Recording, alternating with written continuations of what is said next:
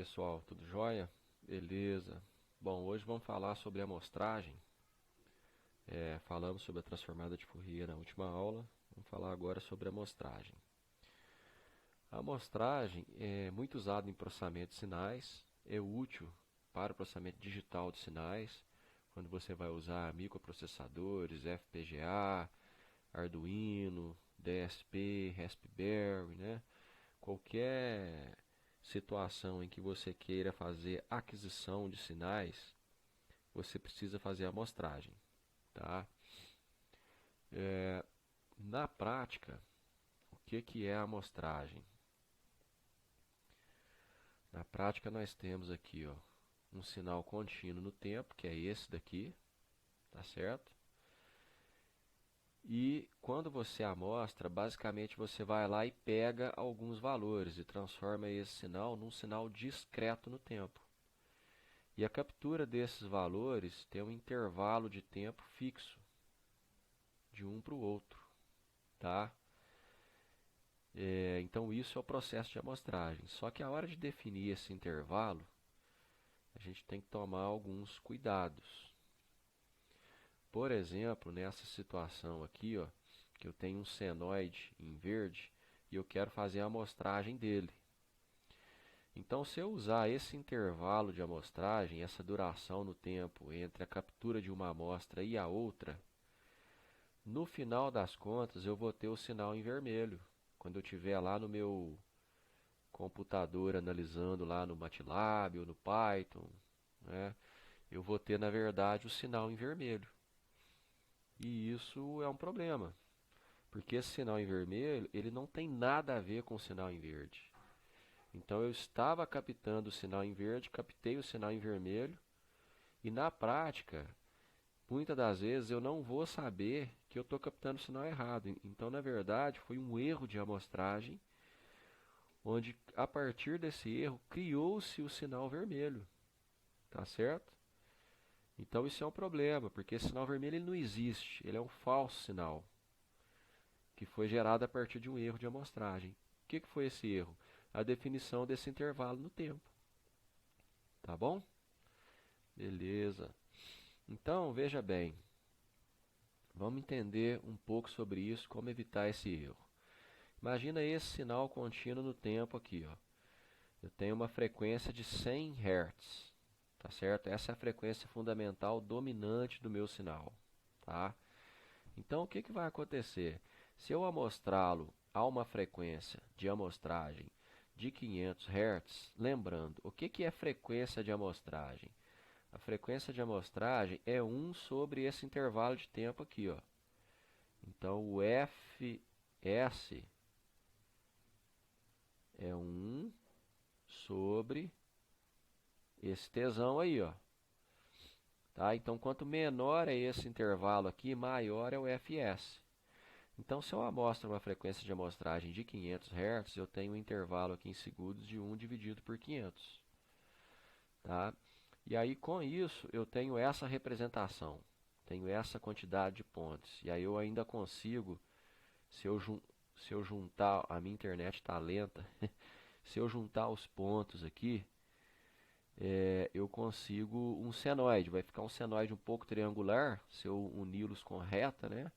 Tá vendo? Ó? Mas eu ainda consigo enxergar um senoide. Bom, se eu amostrar a uma taxa mais alta, isso fica melhor ainda, porque eu diminuo o intervalo de tempo. Então eu capturo mais pontos. Então a frequência de amostragem é um fator importantíssimo na hora de fazer a amostragem. Se eu tenho uma frequência de amostragem mais alta, significa que eu vou pegar mais informações do sinal que eu quero amostrar. Entenderam a ideia? E se eu tiver uma frequência de amostragem menor, significa que eu vou pegar menos pontos desse sinal, tenho menos informações sobre ele. Por outro lado, uma taxa de amostragem alta implica em maior capacidade de processamento, porque imagina o hardware, né, o Arduino, o FPGA, o que for, para ele fazer essa amostragem, o clock dele ali, ó, na hora que ele vai lá e pega uma amostra e lê uma medida, tem que ser mais rápido, se a frequência de amostragem for mais alta. Então, dependendo do hardware que você está usando, você às vezes não vai conseguir certas faixas de amostragem, que é o caso do Arduino, que tem um processamento mais reduzido, a capacidade de processamento dele. E essa frequência de amostragem máxima também impacta no preço dos equipamentos. Na hora de comprar um osciloscópio, por exemplo, o preço varia em função da frequência de amostragem. Porque se a frequência de amostragem do osciloscópio é mais alta, significa que o processador dele é melhor. Isso faz com que ele seja mais caro, tá? Beleza. Bom, e aí, para a gente estudar melhor isso, tem um negócio que é chamado de teorema de amostragem, ou teorema de Shannon, que é o cara que inventou isso, o Shannon e o Nagst, teorema de Nagst. Popularmente é mais conhecido como teorema de Nagst. O que esse teorema diz? Ele diz que a frequência de amostragem ela tem que ser maior do que 2 vezes a frequência fundamental do sinal. Então, o que é isso? Vamos pensar no sinal da rede elétrica. O sinal da rede elétrica tem uma frequência de 60 Hz. 60 Hz. Para eu captar essa frequência de amostragem, se eu for usar um voltímetro, eu tenho que amostrar o meu sinal a pelo menos 120 Hz. 120 Hz seria a frequência de Nagst, que é exatamente 2 vezes a frequência fundamental.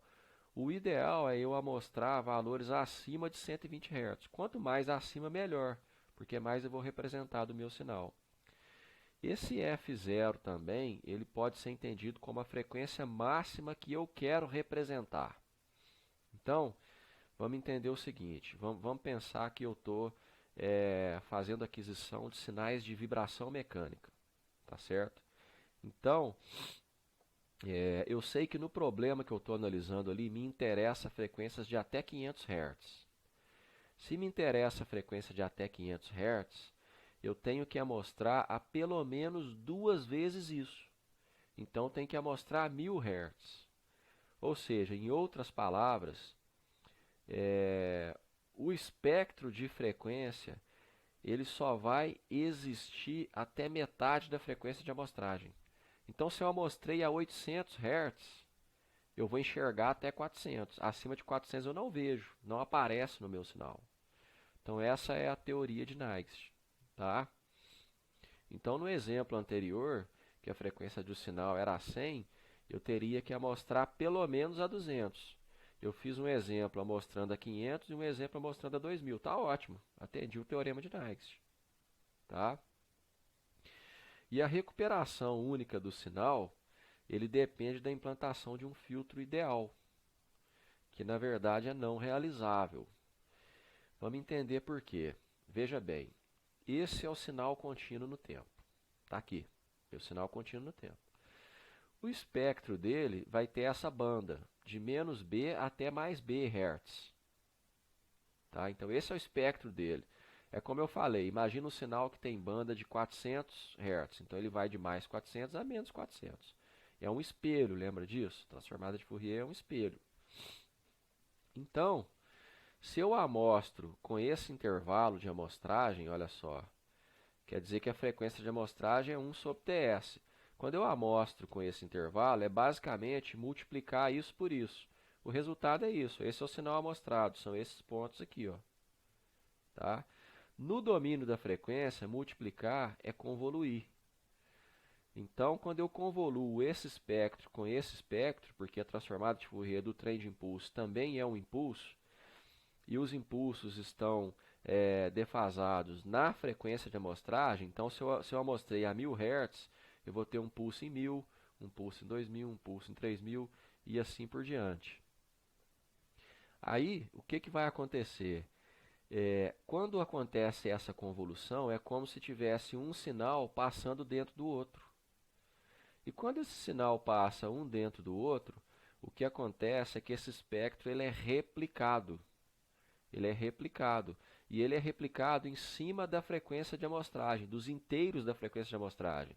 Então vai ter vamos supor que o B é 400. Então vai ter aqui, ó, 400 menos 400. Aí eu vou pegar isso aqui e vou deslocar ele para 1000, se a frequência de amostragem for 1000. Então vai ter um pulso em 600 e um pulso em 1400, depois eu desloco ele para 2000, então eu tenho um pulso em 1600, um pulso em 2400 e para o lado esquerdo acontece o mesmo. Então essas réplicas a gente chama de aliasing, são falsos sinais, porque eles não existem, o sinal que existe é esse. Mas o processo de amostragem, em função dessa propriedade, multiplica no tempo, convolui na frequência, gera esses aliases, e eu preciso eliminá-los, eu não preciso deles na prática, eles vão gerar distorção no meu sinal. Então o que, que eu faço? Eu passo um filtro, passa a baixa, ideal aqui no meu sinal. E aí, com isso eu recupero o meu sinal. Tá? Então na próxima aula eu vou falar um pouco mais sobre isso. Tá ok? Obrigado.